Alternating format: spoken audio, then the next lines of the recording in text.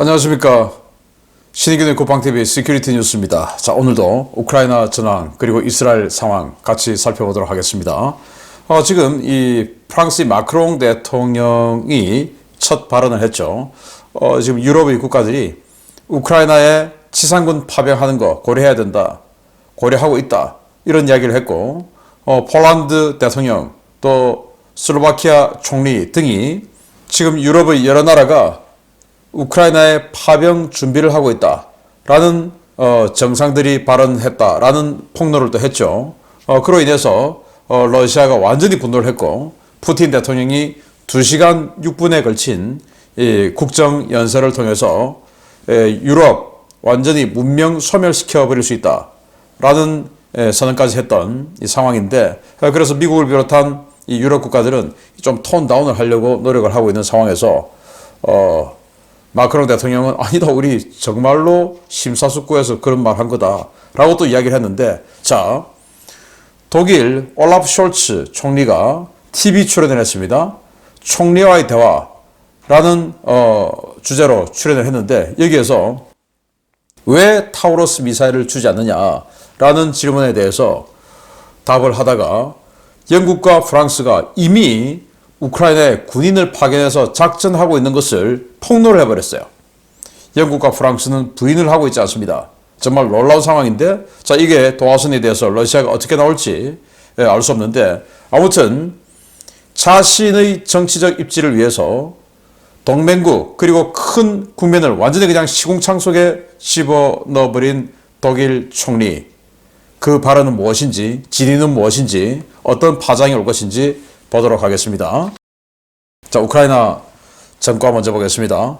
병력은 920명의 러시아군을 사상시켰다라고 발표를 했고, 전차는 17대 격파, 장갑차 30대 격파, 차량 54대 격파, 특수장비 10대 격파, 야포 36문 격파, 고정익 항공기, 전투기죠. 수호이 34 전폭기 3대 격추, 무인 항공기 26대 격추 등의 전과가 있다 라고 밝혔고, 이 수호이 34 세대 격추는 제가 어제 시큐리티 뉴스에서 자세히 알려드린 바 있습니다.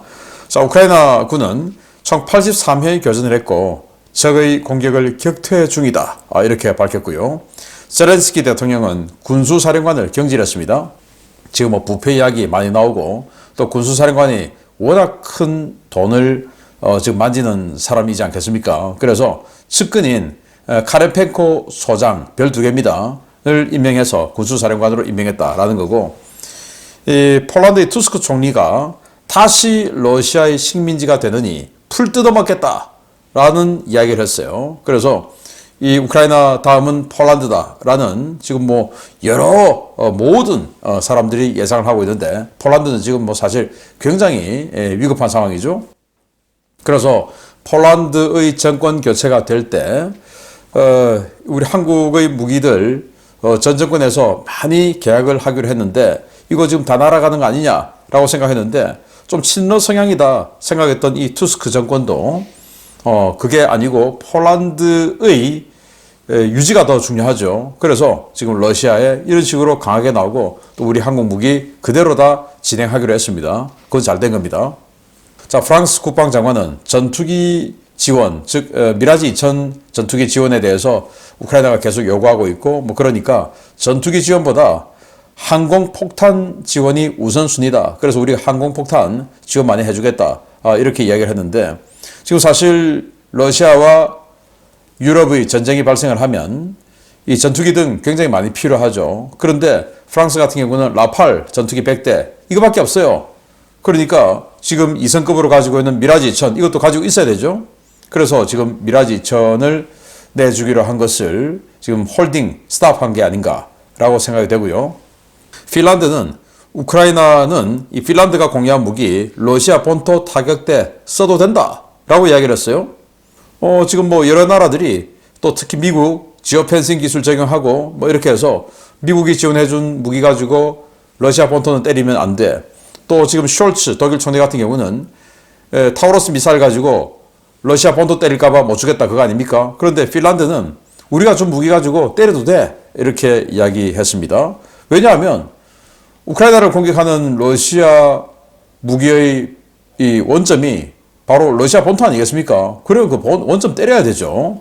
그래서 이거는 뭐 당연한 그런 이야기인 것 같은데 이제서야 이런 이야기가 나옵니다. 러시아 국방부 청사에서 안테나가 달린 스파이 카메라를 다수 적발했어요. 우리로 치면 우리 국방부에 여기저기 카메라 달려 있는데 안테나가 달려서 이 동영상 뭐 찍는 걸 전부 어딘가로 보내는 거예요. 이게 뭐야? 하고 조사를 하려고 하니까 갑자기 FSB가 달려와서 이거 우리가 한 거야 하고 가져가 버렸답니다. 이거 보면 이 국방부와 군과 FSB도 뭔가 알력이 있고 서로 간에 약점을 캐기 위해서 노력하고 있는 거 아닌가라고 생각이 되고요. 러시아는 A-56 조기 경보기 S-200 구형 미사일에 격추되었죠.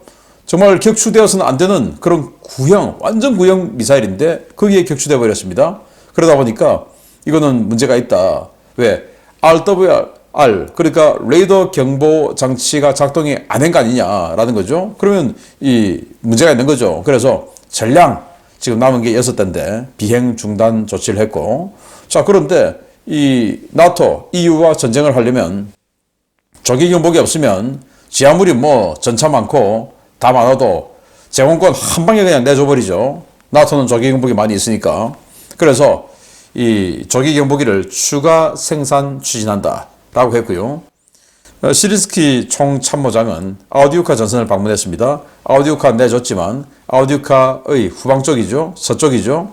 그래서 뭐 현장 지도를 하고 전선 어렵다라는 토로를 했고요. 러시아는 아우디우카와 로보티네 전선에서 연일 파상 공세를 퍼붓고 있는데 아우디우카 점령하고 나서도 계속 서진 지금 하고 있는 겁니다. 자, 여기 보시면 이 아우디우카가 이제 빨간색으로 되어 있습니다. 그리고 완전히 또 이쪽을 일직선으로 만들었죠. 이만큼 지금 이 부분을 다 점령한 겁니다. 그리고도 화살표가 여기에서부터 완전히 그냥 쭉 있습니다. 전투가 다 벌어지고 있는 마크들이 있는데 계속 지금 서진하고 있다. 이 말이 되겠죠. 로보티네에서도 지금 뭐 증원군이 들어오고 뭐 하는 등 계속 공세를 퍼붓고 있고 또 전투기가 폭격까지 하고 있는 로보티네. 그래서 아우디우카와 로보티네에서 가장 큰 전투가 벌어지고 있다라는 거고요. 러시아가 여기에 큰 공을 들이고 있는 중이다라는 겁니다. 자, 러시아는 도네츠크의 베르디치 정착촌을 점령했다라고 발표를 했는데 우크라이나는 사실무근이다 라고 이야기했어요. 이 베르디치가 어디냐? 바로 아우디우카의 끝자락 여기입니다. 베르디치. 이 부분인데 이 부분을 조그만 정착촌인데 이 부분을 러시아는 점령했다라고 이야기하고 우크라이나는 사실 무근이다라고 하는 게 이거 뭐 조그만 정착촌 가지고 뭘 그렇게 서로 간에 하냐라고 할 수 있는데 이게 굉장히 중요해요. 왜냐? 우크라이나 군이 이 지역, 강을 중심으로 이 지역에 방어선을 치고 있는데 베르디치가 점령돼 버리면 베르디치는 강 건너편입니다. 즉 베르디치를 점령했다면 러시아군은 강 건너편에 우크라이나군 방어선으로 지금 그냥 들어온 거죠. 우회기동에서 뒤를 쳐버릴 수 있는 겁니다. 이거예요. 크게 확대해 보면 베르디치가 여기 있고 강이 밑으로 내려가 있습니다. 이 강 건너편에서 지금 우크라이나군이 방어선을 치고 있는데 이거 점령했으면 뒤로 돌아와서 그냥 이른바 싸움 싸먹어버릴 수 있는 거죠. 그래서 우크라이나군은 워낙 중요한 곳이기 때문에 작지만 중요한 곳이기 때문에 사실 무근이다. 아직은 뭐가 진실인지는 알 수가 없습니다. 안 뺏겼기를 기대해 보겠습니다. 자, 이스라엘 상황 보면요. 칸 유니스 뭐 끝났다라고 했는데 갑자기 또 칸 유니스에서 이렇게 뭔가 많은 상황이 벌어지고 있고 노스 가자에서는 여전히 굉장히 많은 상황이 벌어지고 있는 전황 지도를 볼 수가 있고요. 추가 전사자는 어제는 없습니다. 팔레스타인은 가자지구 구호품 트럭에 몰려든 주민이 104명이나 사망했다. 그리고 750명이 중상을 입었다. 라고 얘기했는데 이 팔레스타인 보건부예요. 이 팔레스타인 보건부는 하마스가 통제하고 있죠. 이 하마스가 주장하는 겁니다. 동영상을 보니까 제가 여기서는 보여드릴 수 없지만 그 어디에도 기관총을 쏘고 하는 게 없는데 이들이 뭐라고 주장하냐. 트럭이 한 6대 정도가 들어왔고 이게 이스라엘군이 지원하는 인도주의적 구호품이다 이거예요. 여기에 이스라엘군이 타고 있었고 그리고 이걸 호위하는 전차, 탱크가 인근에 있었는데 여기에 이제 이 굶주린 팔레스타인 주민들이 양 사방에서 개미떼처럼 몰려듭니다. 몰려든 그 팔레스타인 주민들을 향해서 전차가 기관총을 난사해서 104명이 죽고 750명이 중상을 입었다. 그리고 압사까지 했다라는 건데 이게 지금 굉장히 큰 문제가 되고 있습니다. 그래서 이스라엘군이 조사를 해보니까 또 이제 이 팔레스타인에서는 공습도 했다라고 하는 겁니다. 아니 구호 차량 보내고 그 물건 받으려고 양 사방에서 개미떼처럼 팔레스타인 주민들이 몰려드는데 그 길을 전차로 갈겨버리고 공습까지 해버리고 이게 말이 되겠습니까? 그래서 이스라엘군이 조사를 해보니 공습도 기관총 사격도 없었다. 그런데 10명은 쏘았다라는 거예요. 무장 호송 대원들이 무장한 상태로 달려들고 있는 이 자들이 있었다. 하마스 아니겠습니까? 그들 향해서 조준사격해서 하반신 등을 쏘아서 피격시켰다. 그래서 지금 병원에 있다라고 이야기를 했어요. 그런데 이 상황에 대해서 마크롱 프랑스 대통령은 사실관계 확인도 하지 않고 가자 사고 이거 IDF 즉 이스라엘군 소행이다. 나는 가장 강력한 규탄을 한다. 라는 황당한 소리를 했습니다. 자, 싸움을 하면 양측 이야기 다 들어봐야 되죠. 그런데 여기는 팔레스타인 즉 하마스 이야기만 듣고 이런 소리를 합니다. 지금 유럽 정세를 망쳐버린 게 앙겔라 메르켈 독일 전 총리하고 마크롱 프랑스 대통령 이 PC 하다가 지금 유럽 망친 거 아니겠습니까? 그런데 또 이런 소리 합니다. 바이든 대통령은 당연히 정찰을 위해서 다 보고 있었겠죠. 그래서 양측 이야기를 주장을 다 들어봐야 된다. 그리고 사실관계 확인해 봐야 된다. 그래서 난 여기에 대해서 아직 말하지 않겠다. 라고 이야기했어요. 이것마저 이렇게 해야 되는 거 아니겠습니까? 그런데 또 유엔 사무총장은 가자 압사 사고 이거 독립적인 조사가 필요하다. 우리가 들어가겠다. 라고 하니까 이제 이스라엘군은 이 유엔 같은 경우에 완전히 지금 학을 떼고 있죠. 왜냐? 유엔 팔레스타인 난민지원기구가 하마스의 소굴이 되어 있으니까 유엔 니들 앞으로 상대 안 해. 지금 이 상태 아니겠습니까? 그래서 이스라엘에서는 니들은 못 들어와. 지금 이렇게 또 하고 있는 중이고 콜롬비아는 또 이 모습을 보고 이스라엘과 무역을 중단한다. 콜롬비아 지금 친미국가였다가 완전히 극좌파 정권이 들어와 있죠. 그리고 베네수엘라하고 갑자기 관계가 개선하고 뭐 그런 상태입니다. 이스라엘과의 무역 중단한다. 서방 세계는 이스라엘을 봉쇄해야 된다. 라고 뜬금없이 주장을 하고 있습니다. 네타냐후 총리는 이 하레디 문제로 완전히 그냥 진성 어떤 그 유대 원리주의자들 또 정파가 있지 않겠습니까? 그들이 연정에서 빠져나가려 하니까 그래서는 안 된다. 그러면 지금 이 전시 상황에 또 총선 치러야 되지 않느냐. 그러니까 이 총선은 전쟁을 종식을 의미한다. 지금 문제가 해결되지 않은 상태에서 전쟁 종식돼서야 되겠느냐. 이거 우리 패배다. 그러니 이 연정 붕괴하지 않도록 니들 나가지 마라. 그리고 다른 정파가 연정에 좀 들어와라. 이렇게 이야기를 하고 있고요. 정보기관 신베트는 라마단 맞아서 인도적 제스처로 행정구금자 400명을 석방했다고 합니다. 여기에 대해서 하마스는 환영한다. 이런 이야기는 전혀 하고 있지 않습니다. 이스라엘군은 하마스 최고 지도자 시누아르를 여전히 추적 중인데 아직 칸 유니스의 지하에 숨어 있는 듯하다. 최근에 이제 거의 간발의 차이로 놓친 적이 있다고 합니다. 그래서 아직도 이 칸 유니스의 지하에 시누아르가 숨어 있을 것이다. 그래서 여기 찾기 위해서 최선을 다하고 있다라는 거고 하마스 지도부는 알마야딘 언론에 이스라엘과 협상할 의사 없다라고 이야기를 했습니다. 왜 없냐?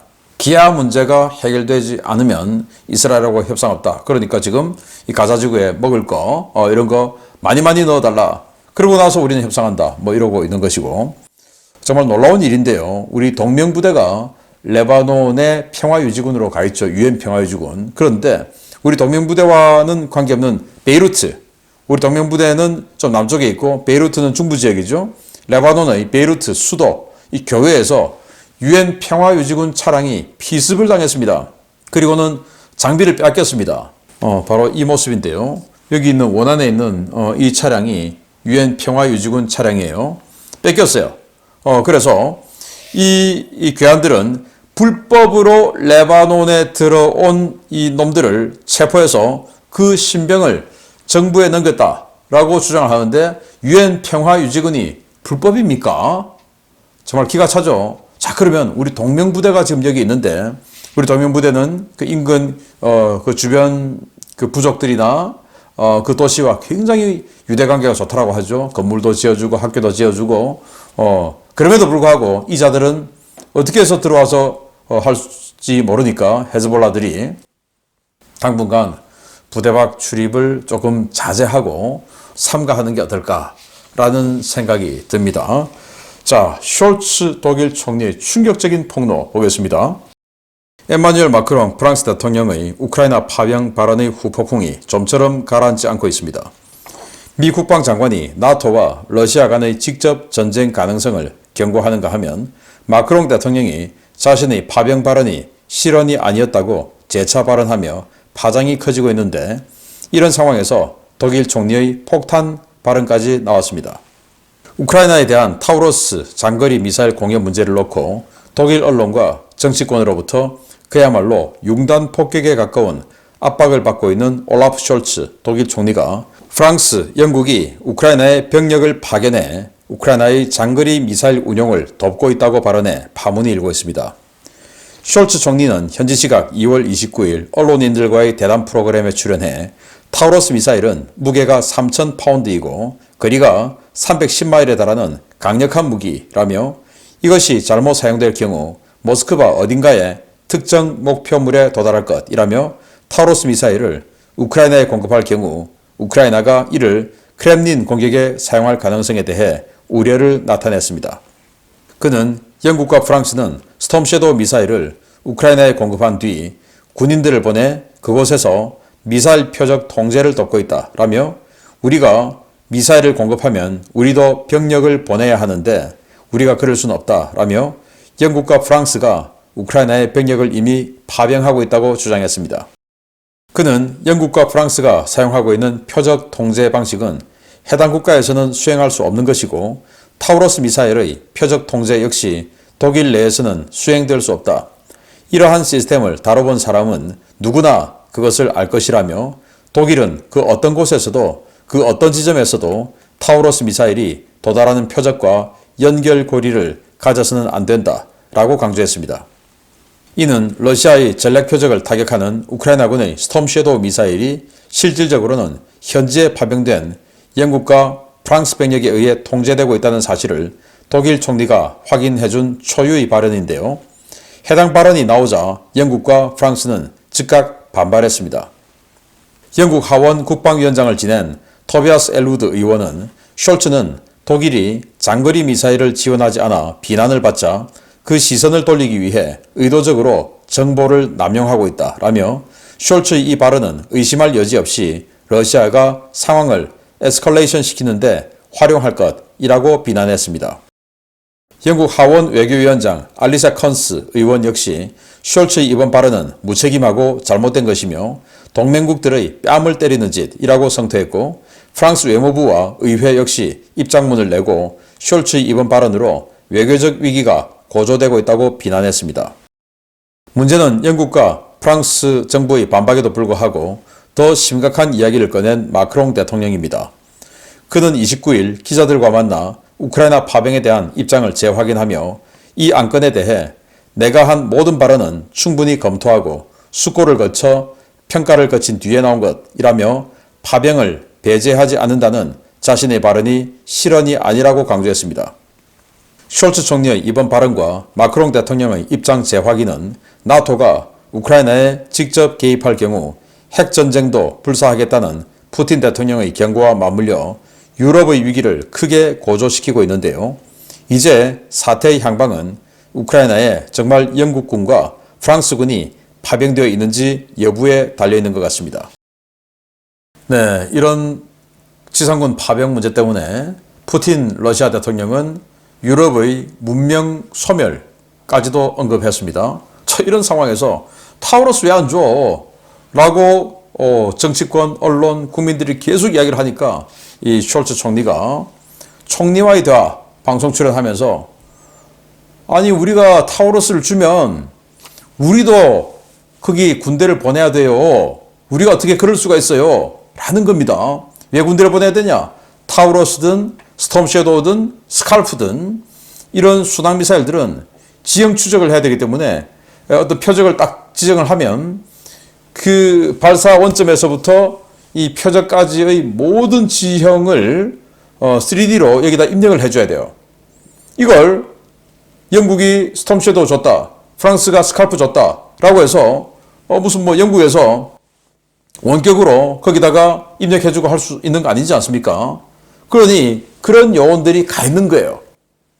즉 지금까지 크라스노다르, 이 러시아 본토, 또 헌법상 러시아 영토라고 하는 크림, 뭐 이런 지역을 때렸던 스톰 섀도우나 스칼프 미사일이 영국과 프랑스가 그 미사일이 발사되는데 도움을 줬다는 것은 그 표적을 러시아 본토 또는 러시아 영토라고 주장하는 그곳을 때리는 것에 영국과 프랑스가 오케이 해줬다 그 말인 겁니다. 그런데 우리는 그럴 수 없는 거 아니냐라고 숄츠가 지금 이야기하면서 영국과 프랑스는 그 표적 입력 작업 해주러 지금 가 있다. 우리는 못 보낸다. 이야기를 한 겁니다. 자, 그러면 이 현재 지금 이 스칼프 미사일 여기 지금 그 수호이 24에 달려 있는데 이거 지금 쏘러 영국과 프랑스가 갔다라고 하는데 영국 하원 외교위원장, 뭐 국방위원장이었던 사람, 또 프랑스 외무부 등등에서 이걸 부인을 안 해요. 그냥 단지 이 발언한 숄츠 총리에 대해서 동맹국 뺨 때린 짓이다, 이건 뭐 너무한 짓이다 이야기만 하지 왜 없는 이야기를 하냐, 사실무근이다 이런 이야기를 전혀 안 하고 있는 것은 사실이란 말이죠. 자, 이것을 또 러시아는 어떻게 이용을 할 것인지 좀 걱정이 되는데요. 정말 놀라운 그런 무책임한 발언을 유럽에서 최강국이라고 자처하는 독일 총리가 자신의 정치적 입지를 위해서 이렇게 말을 해버렸다고 하는 것은 정말 이건 무자격자 아닙니까? 자, 그래서 이로 인해서 계속 논란이 된 상황에서 마크롱 프랑스 대통령은 병력 파견한 거 그거 또 앞으로 파견하는 거 그거 내가 계산 다 하고 신중하게 판단해서 한 거야 라고 해서 러시아를 계속 작용하고 있는데 러시아가 정말 어떻게 나올지 다음 주가 정말 우려스럽습니다. 계속 조사해서 알려드리겠습니다. 마치겠습니다. 감사합니다.